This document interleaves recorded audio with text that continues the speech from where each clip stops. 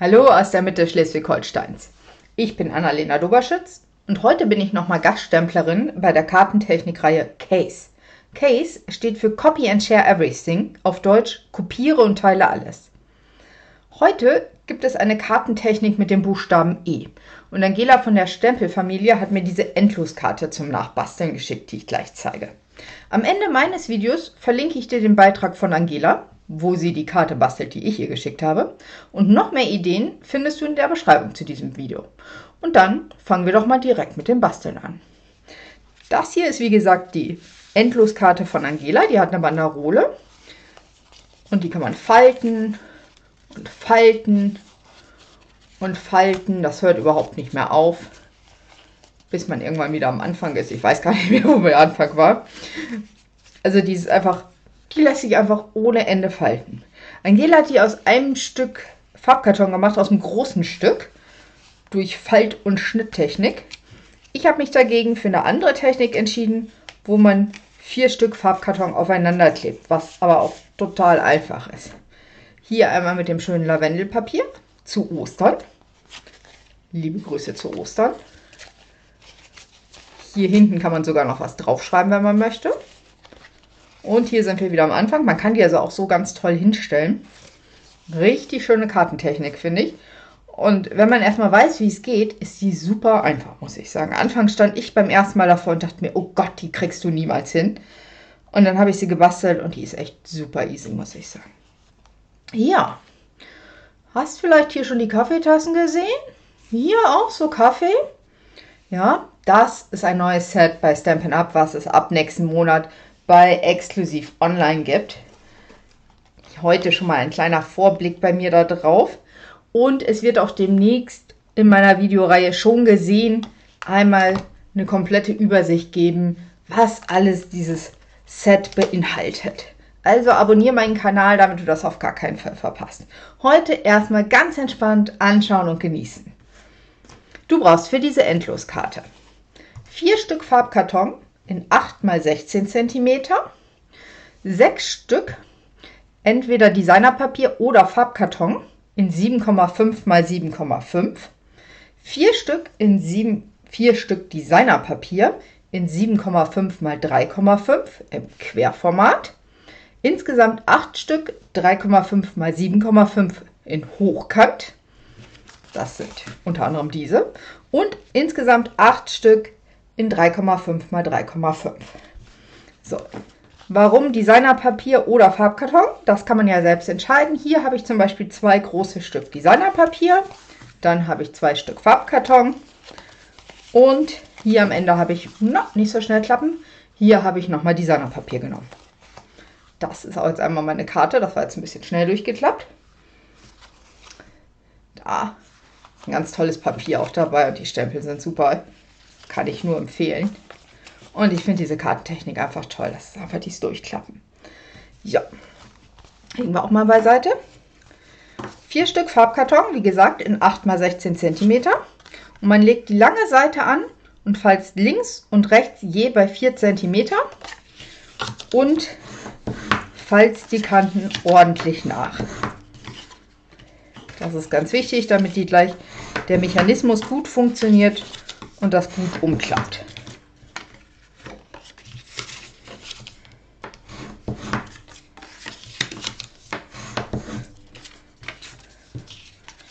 So. Und damit diese Endloskarte diesen Klappmechanismus hat, werden 2 Stück von dem Farbkarton quer gelegt, dass die Falzlinien hochkant sind. Und die anderen beiden werden hochkant draufgeklebt. Und zwar kommt der Klebstoff hier ins obere Viertel. Wirklich aufpassen, dass man nicht zu tief geht. Wer möchte, kann sich einfach mit einem Lineal oder Geodreieck hier bei der 4, bei der Hälfte, so eine Markierung machen, damit man weiß, weiter runter darf der Klebstoff nicht. Das ist ganz wichtig. Und hier unten kommt Klebstoff hin. Und ich nehme in diesem Fall tatsächlich Flüssigkleber. damit ich die ordentlich schieben kann. Also wie gesagt, die im Querformat, die hochkant. Und zwar wirklich hier Ecke auf Ecke, so wie sonst auch. Ich hebe das hier einmal hoch und durch den Flüssigkleber kann ich das jetzt noch so ein bisschen schieben, damit das auch wirklich schön aufeinander ausgerichtet ist und ordentlich festdrücken. Ganz wichtig. Dann die nächste Ecke, hier meine Markierung, passe ich darauf auf, dass ich nicht drüber komme. Und jetzt ist wichtig, ja, die klebt ja noch gar nicht, dass diese beiden Kanten nicht überlappen. Also ich schiebe die eher so hier dran und gucke, dass ich dann meine Ecke ausrichte. Und ich lasse hier auch ganz ehrlich so einen ganz klitzekleinen Hauch frei, damit die besser klappen können. Oben hat sie das nicht so. Und dann drücke ich das wieder fest. Und ich sehe hier, das ist ein bisschen zu hoch geraten. Das macht nichts, das schneide ich gleich, weil die Linien hier auf einer Höhe sind und das ist das Wichtige daran. So, dann drehe ich das Ganze einmal um. Habe hier noch meine beiden Markierungen. Mache da jetzt auf beide den Flüssigkleber. Und setze das hier wieder schön Kante an Kante. Nicht zu nah, damit sie ja nicht überlappen, und drücke hier unten die Ecken fest. Also es sind wirklich nur die 4 Ecken festgeklebt. Und ganz ehrlich, das war schon jetzt der schwierigste Teil. Jetzt kommt nämlich das Schöne, das Verzieren. So, wir können das schon einmal durchtesten. Hier unten also eben sieht, das ist nicht ganz so schön bei mir geworden. So. Hier falze ich nochmal sauber nach. Einmal geklappt, dann nach oben geklappt. So, nochmal die Linien nach. Dann wieder nach außen. Und nochmal. So, und weil mich das jetzt stört, dass ich hier nicht sauber gearbeitet habe, hole ich mir mein Schneidebrett.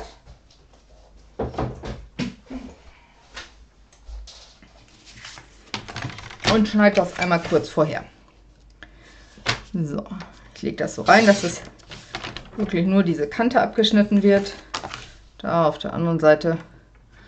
Ah, das wird sehr knapp, aber das geht auch.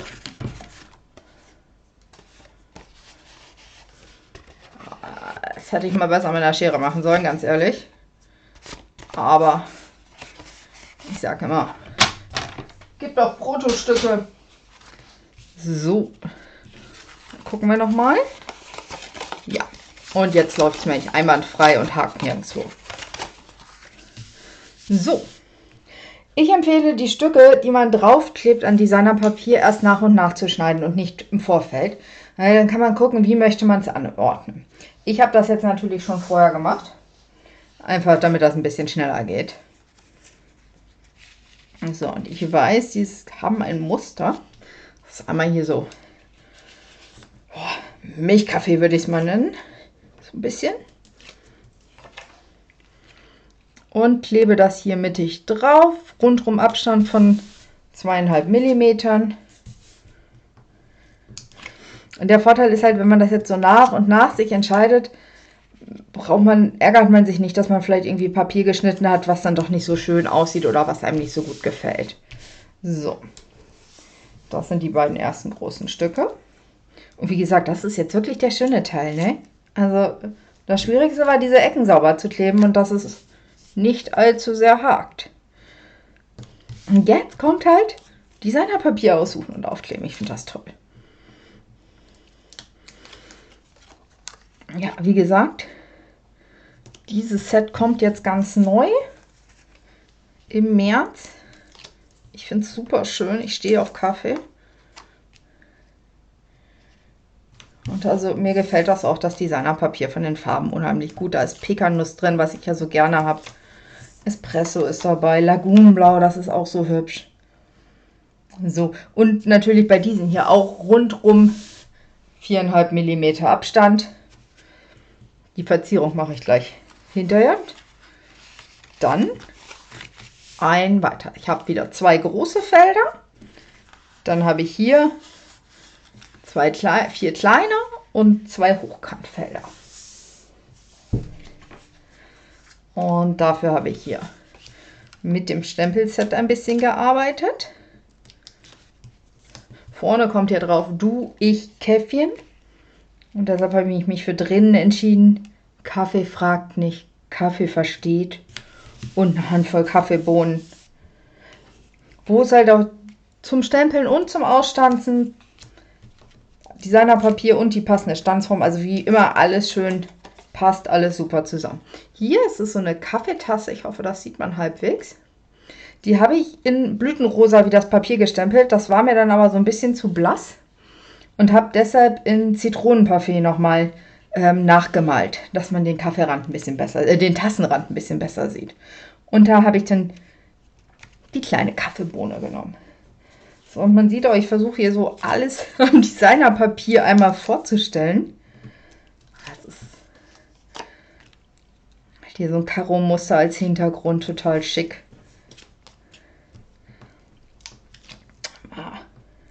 Oder hier Kaffeebohnen an sich. Wie gesagt, die kann man auch ausstanzen aus dem Papier. Da sind dieselben wie die hier, die gestempelten. Das hier, ich hoffe, das kann man gleich sehen bei meiner Kamera. Ne, das macht da so ein bisschen, macht sie das so mit. Das sind so kleine Kaffeetassen, Bohnen und Kaffeelöffel. Das ist auch sehr schön, finde ich, so zur Hintergrundgestaltung. Oder halt hier passend für meine Ecken.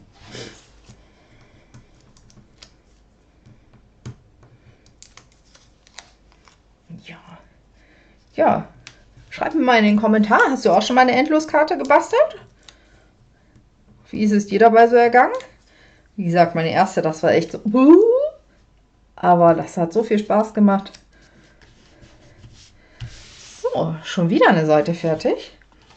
Dann wird weitergeklappt. Da bleiben jetzt die beiden Seiten da. Man könnte also auch diese Fläche komplett mit einem großen bekleben. Designerpapier in 7,5 x 7,5. Weil dann wäre hier, wird das Designerpapier halt so weitergehen. Das wollte ich nicht. Ich wollte, dass das immer schön rundrum seinen Rand hat.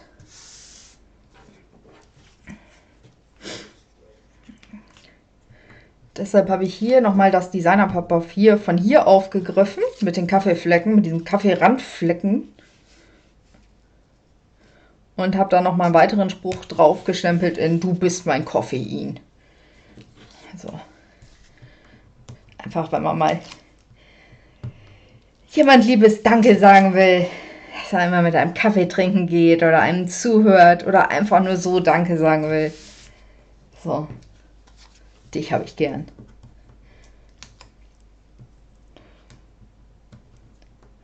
So. Wie gesagt, hier habe ich nochmal die Kaffeebohnen.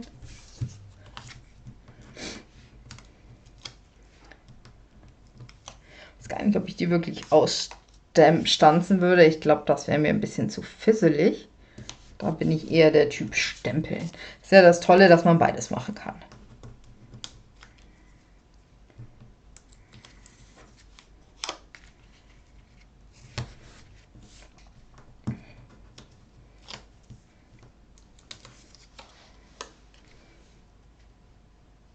So, die Seite ist ein bisschen bunter geworden, aber finde ich gar nicht so schlimm.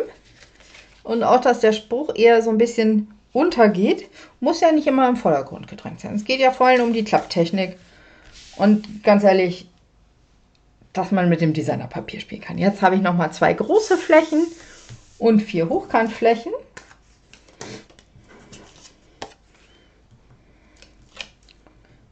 So, da muss ich jetzt erst wieder gucken.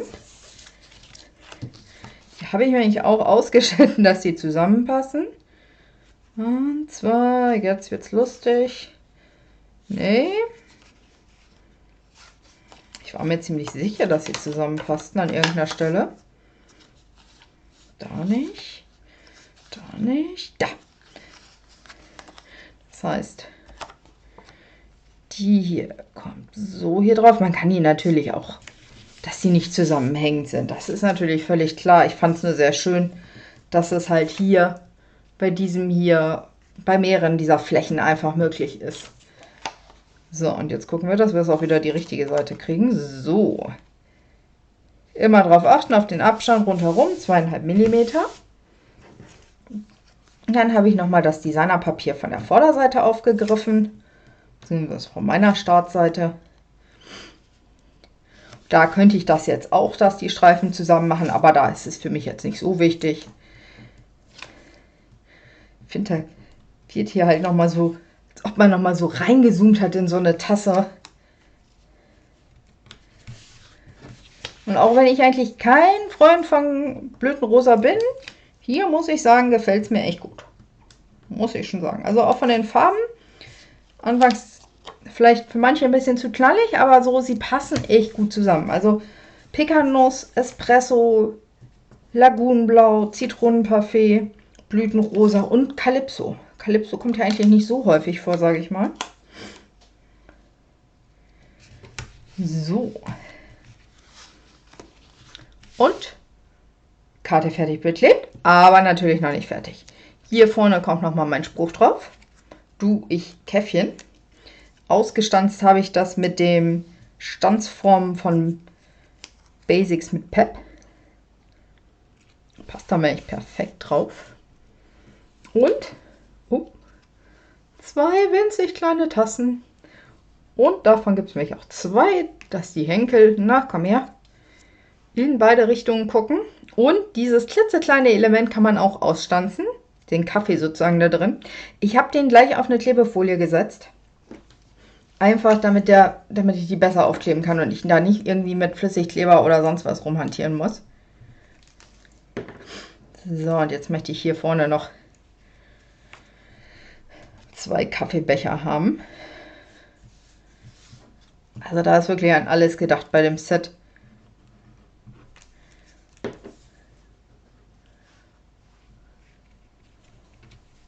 So, hier kommen mit Flüssigkleber durch. Nein, da habe ich sie hier verschoben. So, ich finde, das passt ganz toll zusammen. Spruch, Kaffeebecher. Kaffee fragt nicht, Kaffee versteht. Hier habe ich jetzt auch was, aber ich sehe, hier hinten habe ich noch gar nichts. Aber ich habe noch zwei Kaffeebecher über. Und ich denke, die setze ich hier versetzt drauf. Also man sollte nicht mit Dimensionals arbeiten. Das geht vielleicht auch, aber es ist dann halt vom Klappen nicht mehr ganz so schön. Aber so flache Elemente aufkleben ist überhaupt kein Problem.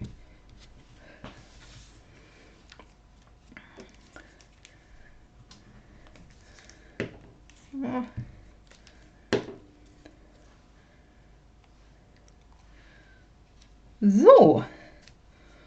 Und damit ist meine Karte zur Kartentechnik mit dem Buchstaben E, Endloskarte, fertig. Ich zeige sie dir nochmal. Erste Seite, zweite Seite, dritte, vierte und wieder am Anfang. Und wie gesagt, man kann sie auch ganz toll aufstellen. Wenn man möchte, könnte man zum Beispiel hier, wenn man ganz am Ende ist, statt dem Pappkarton, statt dem Designerpapier auf Farbkarton aufkleben, dass man das beschriften kann. Oder man nimmt das so wie bei dieser hier mit dem Lavendelpapier, dass man Papier nimmt, was man so auf jeden Fall noch beschriften kann. Ist alles möglich, ja. Das ist mein Beitrag zum Buchstaben E. Ich hoffe, dir hat das gefallen. Guck dir auf alle Fälle auch Angelas Beitrag an. Ich habe hier einen kleinen Müllhaufen gemacht, den schieben wir mal beiseite.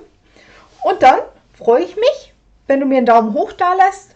Wenn du noch nicht hast, abonniere gerne meinen Kanal, um, wie gesagt, meine Reihe schon gesehen nicht zu verpassen, wo ich auch bald dieses Stempelset und die Stanzform vorstellen werde. Und dann bis zum nächsten Mal, deine Annalena. Tschüss!